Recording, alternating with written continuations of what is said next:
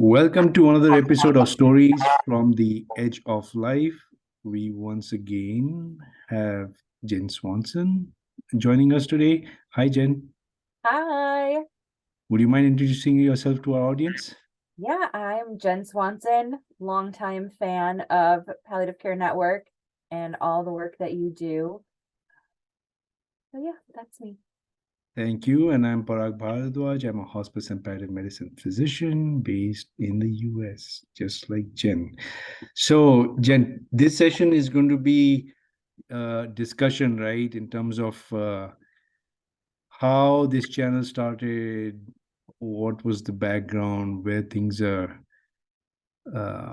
supposed to be heading. So we'll try to start something different, like discussion forum between you and me, and perhaps some of the other PC and Palliative Care Network volunteers.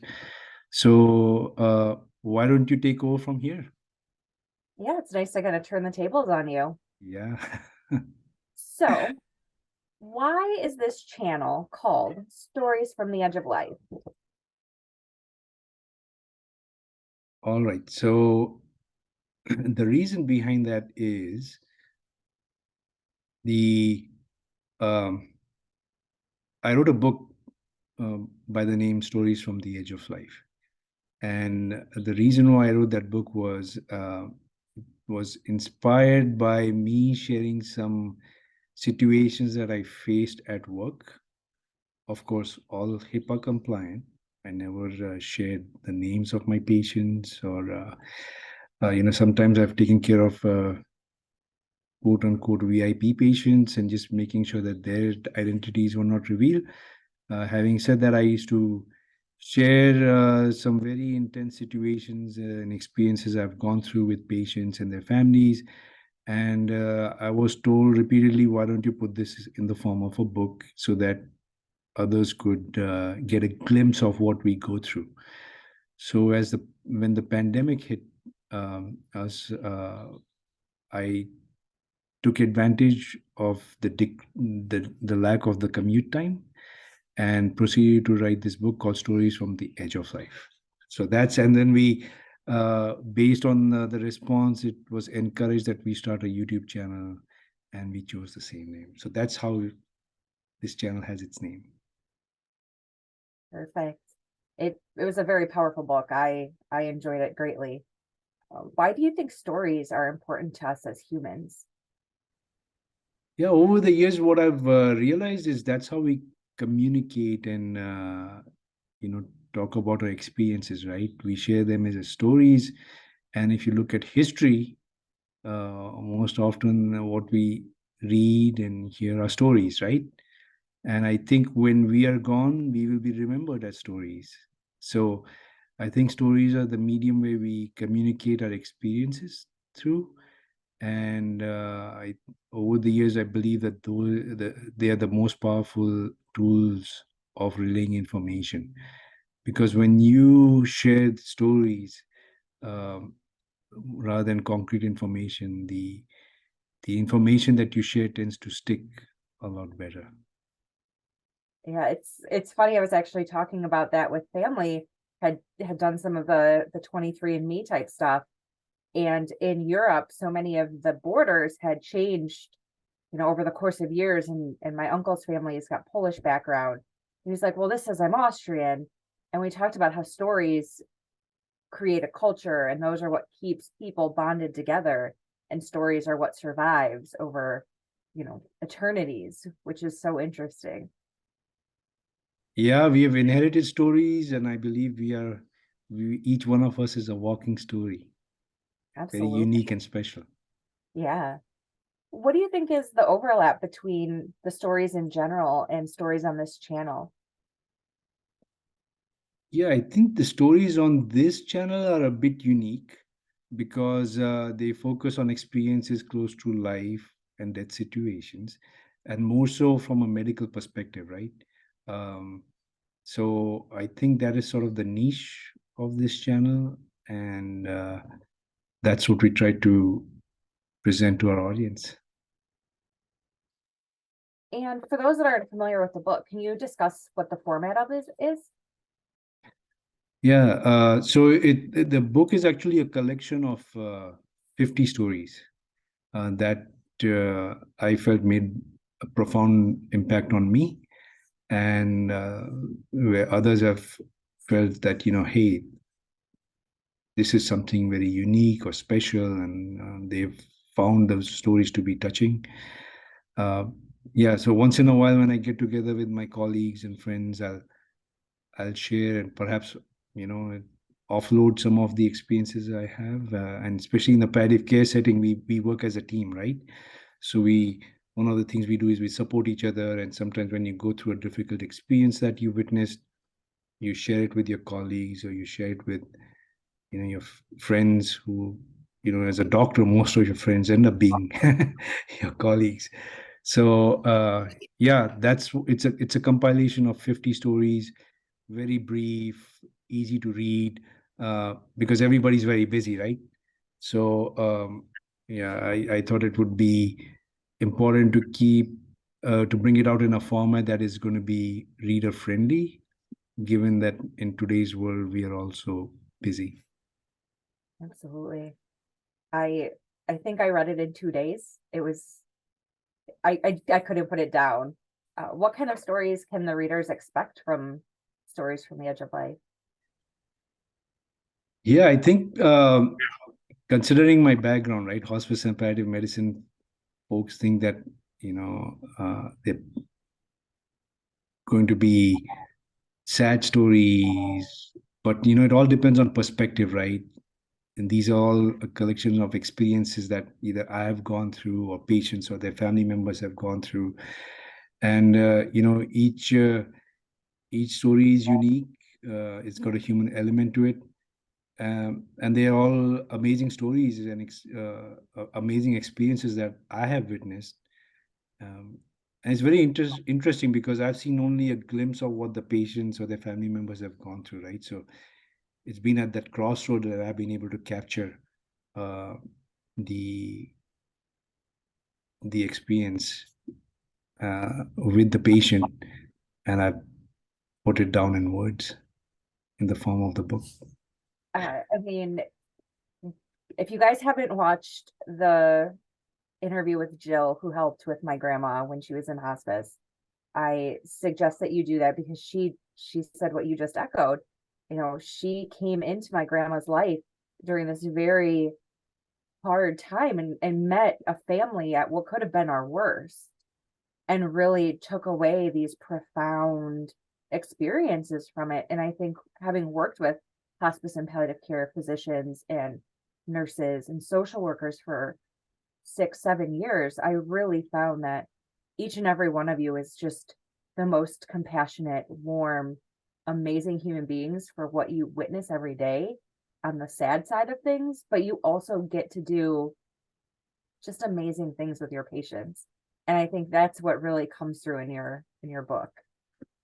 Oh, you're very kind, Jen. I would think we have a mutual appreciation going on here, right?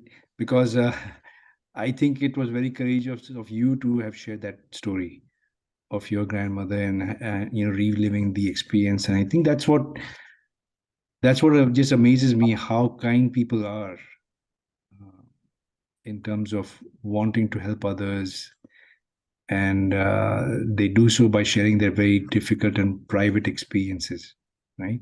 Absolutely. Yeah. Can you give us a glimpse into one of the stories from the book, Stories from the Edge of Life? Yeah. So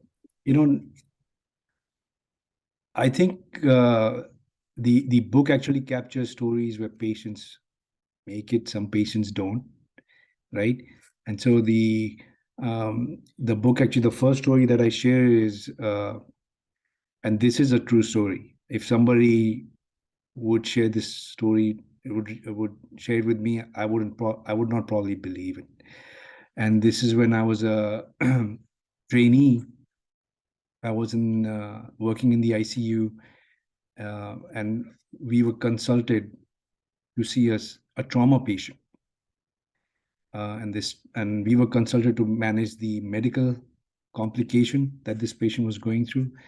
And I walked into the patient's room, and I saw a patient who was on life support, completely dependent on it, and had met with an accident, a road accident, and his body was just shattered. He had skull fractures, his leg was broken, his ribs were broken, his arm was broken, and he looked like he was truly at the edge. And he, when I initially saw him, things seemed to be improving, but then he developed complications, and it didn't seem to me that he would actually survive the hospitalization. And I would see him every day, and one day I saw a young lady next to him, and I inquired who she was, and that happened to be his wife. And she was standing there with a smile, and I thought, I saw the patient, I saw her, and I walked out, and it just struck me. I thought she probably did not know what was going on, because you expect somebody who is by the bedside of their loved one to be scared, fearful, in tears. But she was standing there with a smile, and I went back in and I said, "Let me tell you what's going on." I explained things to her in detail. She seemed to know everything that was going on. Um, and she had that smile on her face that never went away. And I thought she was in denial. So uh, I just wanted to be very sensitive. I wanted to be realistic. And I told her, I said, I don't think he'll ever come off life support, because he had just developed some additional complications that day. And she looked at me with that same smile, and she said, "No, he'll be off it within 24 hours." And I was like, I don't think I'm being effective in communicating my message to her. And I excused myself from the situation. And when I came in the next day, I was shocked to see that he was off life support. An incredible, like, Yeah. And he actually, she knew his spirit was so strong that he could do that. yeah, I don't know what it was, because that was not the only thing she predicted. She actually was predicting things 12, 24 to 72 hours in advance. And she was always right. And, he survived the hospitalization. I still keep in touch with her, and just an amazing human being. The Yeah, she was just a very different person, and I just thought that was a very unique experience that I went through, in terms of witnessing and the patients making it in spite of the all odds being against him. And that's actually, the whole story is not in the book. There are some details that I have left because of privacy issues, out of respect for the patient and his wife. But there were a series of other events that occurred, which were just out of this world. And it was just, you expect one coincidence, but a series of so many. Yeah, I just find it difficult to this day in terms of wrapping my head around it. I bet, but I'm sure it was a really great reminder to you to never count somebody out just based on the history you've seen, right? Who would have guessed that he would have come around so quickly despite what you saw? Right. I think we all have. I mean, I was speaking the science. I don't know what she was speaking to me, but uh, I think you also want to be very very mindful of not giving false hope. Yeah. and being realistic. So, he was an exception, I'll tell you. I think, no doctor ever wants to tell a patient or their family that, look, things are not going to get better. But especially in my field, we often come across those situations.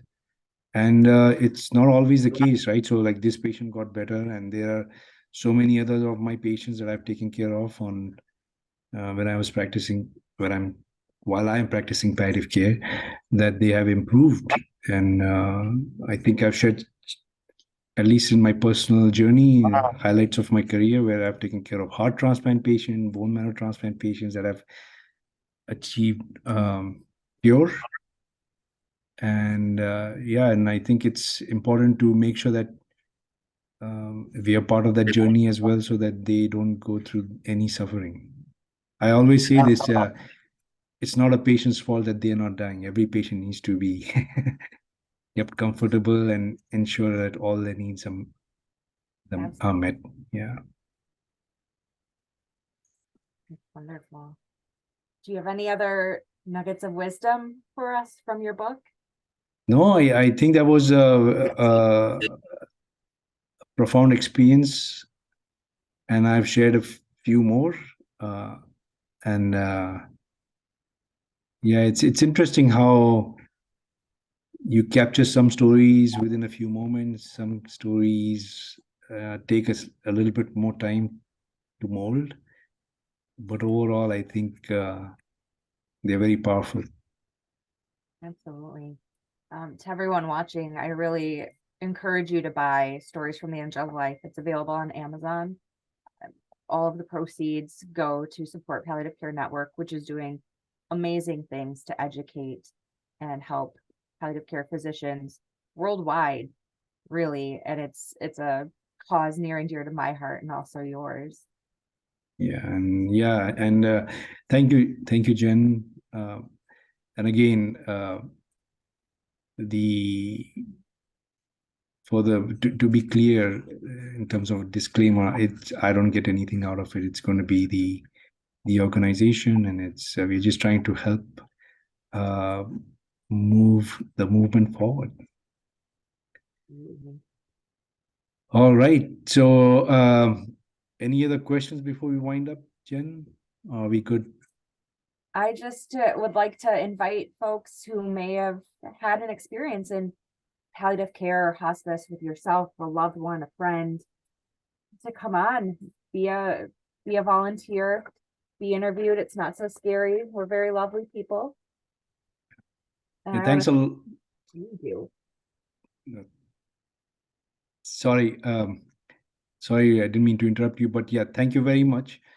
And I think the more we share our experiences, the more we normalize this kind of care. And the whole idea is to capture the story, right? Because stories are very powerful. And part of the reason why I wrote this book was,